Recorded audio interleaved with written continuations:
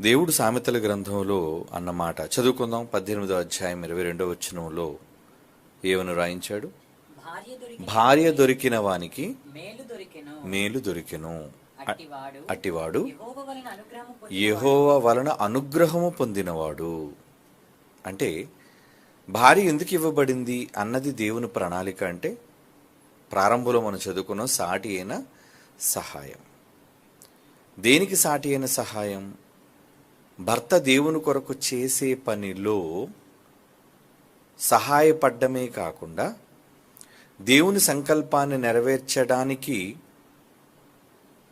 భర్త ఎంత అవసరమో భార్య కూడా అంత అవసరము. దేని విషయంలో? సంతానోత్పత్తి కోసం. సంతాన ఉత్పత్తి కోసం అంటే పిల్లలు పుట్టాలి అంటే భర్త ఒంటిగా ఉంటే సరిపోదు, భార్య ఒంటరిగా ఉన్నా సరిపోదు. పురుషులు ఒంటరిగా ఉండి పిల్లలను కనలేరు, స్త్రీలు ఒంటరిగా ఉండి పిల్లలను కనలేరు. కనుక ఇరువురు కలిస్తేనే కలిగేదే దేవుడిచ్చే బహుమానం సంతానం. సంతానం ఎవరో కాదు, యెహోవా ఇచ్చు స్వాస్యం, బహుమానం. పురుషుడు తనకు తానుగా సంతానోత్పత్తి చేసుకోలేడు. పురుషుడు లేకుండా స్త్రీ కూడా సంతానోత్పత్తి చేయలేదు. మరి టెస్ట్ ట్యూబ్ బేబీ ద్వారా చేస్తున్నారు కదండి అని మీరు ప్రశ్నించవచ్చు. టెస్ట్ ట్యూబ్ బేబీ అంటే కృత్రిమ గర్భధారణ, ఐవిఎఫ్, ఇన్వెట్రో ఫర్టిలైజేషన్ ద్వారా. దానికైనా ఏం కావాలి? ఏమండి, పురుషుని శుక్రకణాలు ఉంటే సరిపోద్దా? ఒక స్త్రీ గర్భవతి కావాలి అంటే ఒక స్త్రీ అండం కావాలి, పురుషుని యొక్క వీర్యకణము కావాలి. ఇక్కడైనా సరే స్త్రీ పురుషుల కణముల కలయిక అవసరం. పురుషుని కణము లేకుండా, స్త్రీ అండము లేకుండా సంతానోత్పత్తి జరగదు. అంటే ఒక దేవుని యొక్క స్వరూపము జన్మించడానికి ఇరువురి యొక్క భాగస్వామ్యం. ఎందుకు ఒంటరిగా ఉండటం మంచిది కాదని దేవుడు అన్నాడు? ఒంటరిగా ఉంటే ఇంకా ఆయన సంకల్పమే నెరవేరుతుంది. ఒంటరిగా ఉండడు దేనికి మంచిది కాదు? ఆయన పిల్లలు కావాలి అన్న ప్రణాళికకు మంచిది కాదు. ఆదాం ఒంటరిగా ఉన్నాడు అనుకోండి, ఏదైనా తోటను సేద్యపరుచుకొని పక్షులకి జంతువులకి పేర్లు పెట్టుకొని, దానివల్ల దేవుని సంకల్పం ఎలా నెరవేరుతుంది? కనుక అనేక మంది పిల్లలు క్రీస్తు ద్వారా కావాలి అన్న దేవుని ప్రణాళిక నెరవేరాలి అంటే సాటి అయిన సమవుజ్జి అని అర్థం. పురుషుడు ఎంత ప్రధానమైన పాత్ర, స్త్రీ కూడా అంతే ప్రధానమైన పాత్ర. స్త్రీకి వేరుగా పురుషుడు లేడు, పురుషుడికి వేరుగా స్త్రీ కూడా లేదు. ఇద్దరూ దేవుని సంకల్పంలో సమాన వారసులు. దేనిలో? పిల్లలను ఉత్పత్తి చేయటంలో. అది కనుక భార్య దొరికిన వానికి మేలు దొరికిను అంటే దేనికన్నాడు? మరలా చదువుతాం అన్నమాట 18:22లో. భార్య దొరికిన వానికి మేలు దొరికెను, అటివాడు యెహోవా వలన అనుగ్రహం. ఏంటి అనుగ్రహం? స్వాస్యం, గర్భఫలం. యెహోవా అనుగ్రహించు స్వాస్యం. అనుగ్రహం అని ఉందో లేదో చూడండి అక్కడ.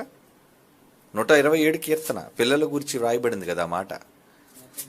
127వ కీర్తన 3వ వచనం. కుమారులు యెహోవా అనుగ్రహించు స్వాస్థ్యము.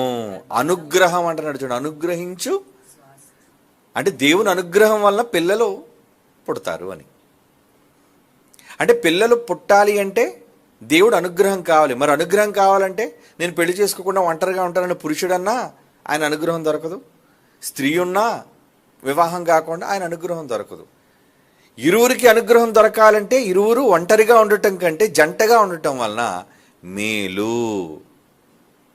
ఎవరికి మేలు?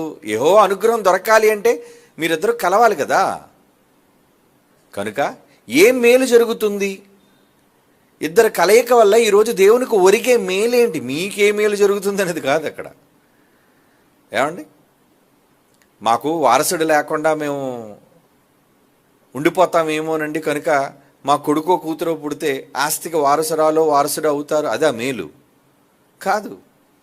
లేదంటే మేము వృద్ధులుగా అయిపోయిన తర్వాత మాకు కాస్త అన్నం పెట్టడానికి మాకు పిల్లలు కావాలి, అదా మేలు? శరీర సంబంధమైన లోక సంబంధమైన మేలుల కోసం దేవుడు ఇక్కడ చెప్పటం లేదు. మేలు మంచి అంటే ఏంటంటే దేవునికి జరిగే మేలేంటి? నీకు భార్య దొరికింది అంటే నీకు ఒక మేలు, ఆయన అనుగ్రహం నీకు పొందుతావు. ఆ అనుగ్రహంలో ఏమిస్తాడు ఆయన? పిల్లలు. మరి ఆ పిల్లల్ని ఎవరి కోసం పెంచాలి? ఇరువురు కలిసి. పిల్లల బాధ్యత తండ్రిది ఎంతో తల్లిది కూడా అంతే. ఏమండి? ఈరోజు చాలామంది పిల్లల్ని కనేసి తండ్రులు పట్టించుకోకుండా పోతుంటారు. నిజమండి, పిల్లల్ని కనేస్తారు కానీ గొడవలు వచ్చి భార్యాభర్తలు దూరంగా ఉంటారు. నువ్వు కన్న తర్వాత నీ కుమారుని మీద, నీ కుమార్తె మీద, నీ సంతానం మీద ఏది నీకు శ్రద్ధ? వారిని చిన్ననాటి నుంచి దేవుని భయభక్తుల్లో పెంచాల్సిన బాధ్యత తల్లిది, తండ్రిది. ఇరువురు ఉండాలి. మీ ఇద్దరూ కలిసి ఉండకుండా పిల్లలేమో చాలా సందర్భాల్లో తల్లులతో ఉంటుంటారు, ఎక్కడో కొన్ని సందర్భాల్లో విడిపోయిన తర్వాత తండ్రులతో ఉంటుంటారు. తండ్రి ఉంటే పిల్లల్ని ఎలా పెంచుతాడు? తల్లి ఉంటే పిల్లల్ని ఎలా పెంచుతుంది? ఏం పెరగటం లేదా? మేము పెరగలేమా? పెరుగుతారు. ఎందుకు పెరగవు? గాలికి గండానికి జంతువులు పెరుగుతున్నాయి. ఏమండి? అలా కాదు పెరగటం అంటే. ఏదోలా బ్రతుకుతారు, ఏదోలాగా ఏమంటే జీవనాన్ని సాగిస్తారు, ఆయుష్కాలను పూర్తి చేసుకుంటారు. అదే ఆ బ్రతుకంటే కాదు. ప్రతి సంతానం మీద ఇరువురి యొక్క బాధ్యత. బాలుడు నడువవలసిన త్రోవను వానికి నేర్పించుము. ఎవరికి చెప్పాడు? తల్లికి మాత్రమే చెప్పాడా? తండ్రికి చెప్పలేదా?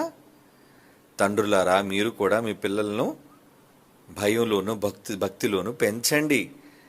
అలాగే ఆయనలో భక్తి రావడానికి అమ్మ నీలోను నీ తల్లిలోను భక్తి ఉంది అని అనేక సందర్భాల్లో, అంటే ఇరువురి పాత్ర ఉంటుంది అందులో. అంటే సమాజంలో ఒక వ్యక్తి దేవునికి, ఒక సంతానం దేవునికి అనుకూలంగా మారాలి అంటే ఇరువురి ప్రమేయము కావాలి. అది మేలు. అమ్మయ్య, నా కోసం ఒక సంతానం నిలబడింది. ఎంతోమంది కంటున్నారండి, కన్నవారందరూ దేవుని కోసం సంతానాన్ని నిలబెట్టగలుగుతున్నారా? అందరూ ప్రశ్నించుకోవాలి. కన్నందుకు మీ పిల్లలను దేవుని కోసం నిలబెట్టగలుగుతున్నారా?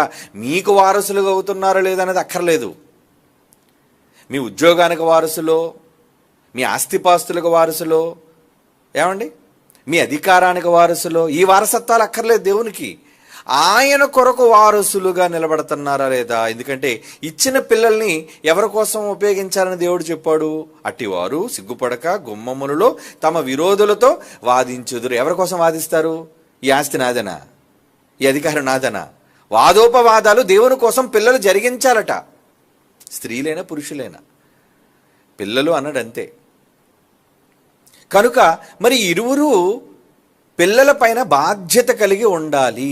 చాలామంది పిల్లల్ని పట్టించుకోలేని తండ్రులు ఉంటారు, కని వదిలేసిన తల్లులు ఉంటారు. ఈరోజు విదేశీ సంస్కృతి అంతా అదే కదండి.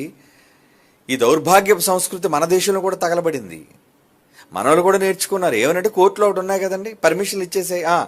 మీ ఇద్దరు కూడా మరి విడిపోవడానికి మ్యూచువల్ అండర్స్టాండింగ్ వచ్చేసారా? మీ ఇద్దరం కూడా ఇష్టమేనండి.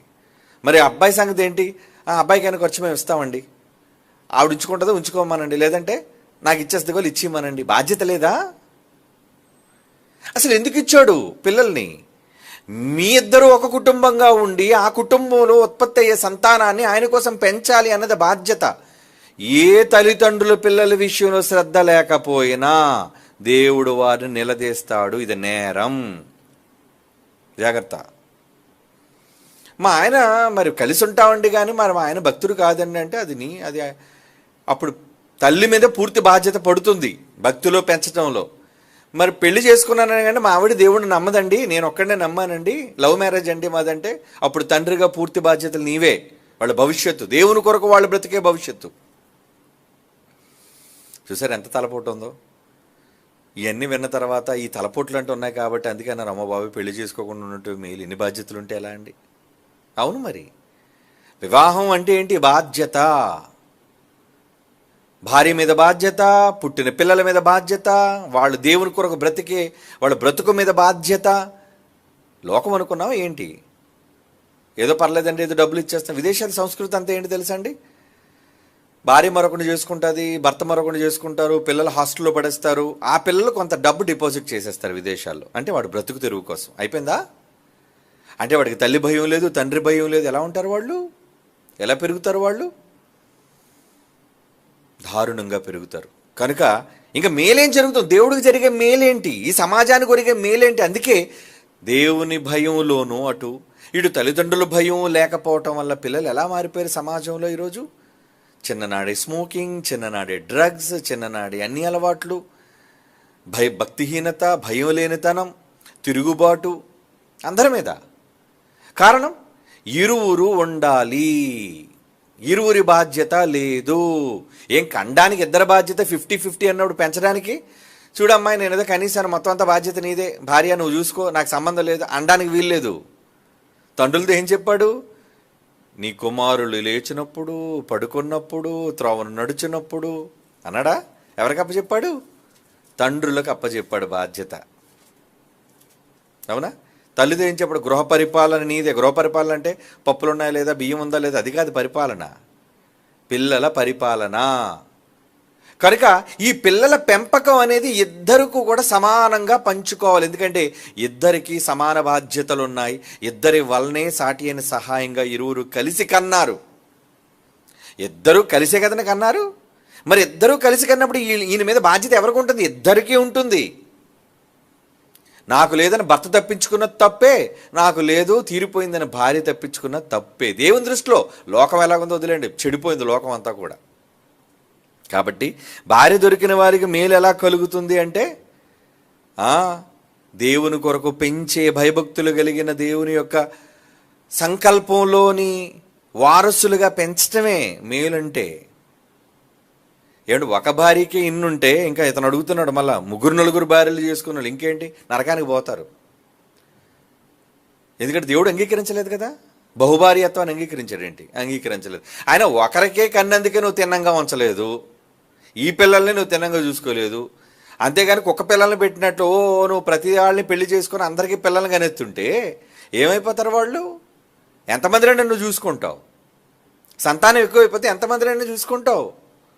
పెంచడం కోసం మన దేశం ఉంది ఏమని, 2 వద్దు 1 ముద్దని. దేనికి? పెంచడంలో బాధ్యతలు కదండి. ఒకరుంటే 2 చక్కగా చూసుకోవచ్చండి. 10 మంది సంతానం అయితే 10 మంది ఏడుస్తుంటారు, 10 మంది బట్టలు కావాలంటారు, 10 మంది చదువులు అంటారు, 10 మంది పెళ్ళిళ్ళు అంటారు, 10 మంది రోగాలు అంటారు. ఇంకొకటి కాదు, పిల్లలు పుట్టారు అంటే అన్ని బాధ్యతలే. మరి ఆ బాధ్యతలు సమానంగా పంచుకోవాలి. త్రాసు లాంటి వాళ్ళు మీరు, భార్య భర్త ఇద్దరు త్రాసు, బ్యాలెన్స్డ్గా ఉండాలి. ఎటుపక్క తూగిపోయినా ఆ కుటుంబం నాశనం అయిపోయినట్టే. మాకేంట్లో పర్లేదు, దేవుని సేవ చేసేస్తున్నామండి, నా భార్య దగ్గర లేకపోయినా పర్లేదు, నా భర్త దగ్గర లేకపోయినా పర్లేదు, నేను మాత్రం గొప్ప భక్తిలో పెరుగుతున్నాను అని పనికిరాని మాటలు చెప్పకండి. దేవుడికి లెక్క అప్పచెప్పుకోవాలి మీరు. మీ కుటుంబంతో సాన్నిహిత్యం లేకపోతే, మీ కుటుంబంతో సమాధానం లేకపోతే సహోదరులతోనే సమాధాన పడమన్నాడు. మరి ఒక్కటిగా ఉన్న ఏకదేహం విడిపోవడమే తప్పు ఏమండి? మరి గయ్యాళ్ళని చేసేసుకున్నానంటే, చేసుకున్నట్టు గయ్యాళ్ళని పడు, వదిలేయడానికి లేదు. ఆ బుద్ధి నువ్వు చేసుకోక తాళి కట్టక ముందు ఉండాలి. ఏమంటే గుడ్లు పెట్టక ముందు ఉండాలి ఆ బుద్ధి. ప్రారంభంలో చూసేసి అగో గొప్ప అందం ఉంది, తెల్లగా ఉంది, అబ్బో హీరోయిన్లా ఉంది, మా కులపగత్తే ఏమండి డబ్బులు తెచ్చిపెట్టిందనో ఏదో ఊరోళ్ళు చెప్పారనో ఇలాంటి పనికి మాలిన ఆలోచనలతో ముందు మెడలో తాళి కట్టేసి ఆ తర్వాత అబ్బబ్బబ్బ గయ్యాలండి అంటే ఈ పప్పులు ఉడకవు దేవుని దగ్గర. నేనేదో ఉడబడి చేస్తాను దేవుని కోసం గొప్ప పని చేసేస్తాను, నువ్వేదో బిల్డప్ ఇచ్చినంత మాత్రాన దేవుడు అంగీకరిస్తాడు అనుకున్నావేమో. ముందు సమాధానపడు, నీ సోదరునితో సమాధానపడు, అప్పుడు నువ్వు అనుకున్నది నాకు ఇవ్వన్నాడు. ఏది సోదరుని దగ్గర అప్లై అవుద్దు అనుకున్నారా? భార్యాభర్తల దగ్గర అప్లై అవుదా? మనుష్యుడు విడదీయకూడదు అని చెప్పాడంటే ఏంటి అక్కడ అర్థం? సమాధాన పడ్డం ఏంటి? అరే వదలకూడదు, ఎప్పుడు నువ్వు వదలడానికి వీల్లేదు అంతే, వీళ్ళిద్దరికీ కూడా బేడీలు వేసి అంటారా అన్నాడు దేవుడు. అప్పుడప్పుడు చూడండి, ఖైదీల్ని కోర్టులకు తీసుకొచ్చినప్పుడు 2 ఖైదీలు కలిపి ఒకే బేడీ వేస్తారు. ఎక్కడికి పారిపోవడానికి లేదు, ఇద్దరు కలిసే ఉండాలి. పెళ్ళంటే బేడీ వేసాడు అన్నప్పుడు మీ ఇద్దరికిని. మరి ఈ బేడీ ఎక్కడ, ఆ బేడీ ఎక్కడ ఉంటుంది అంటే ఏంటి? ఈ బేడీలు దూరం దూరంగా ఎందుకున్నాయి? కేడీలు కాబట్టి మర్చిపోకండి. ఈ బేడీలు దూరం దూరంగా ఎందుకున్నాయి? కేడీలు. ఏమండి మీ భార్యతో కలరా? ఓకే.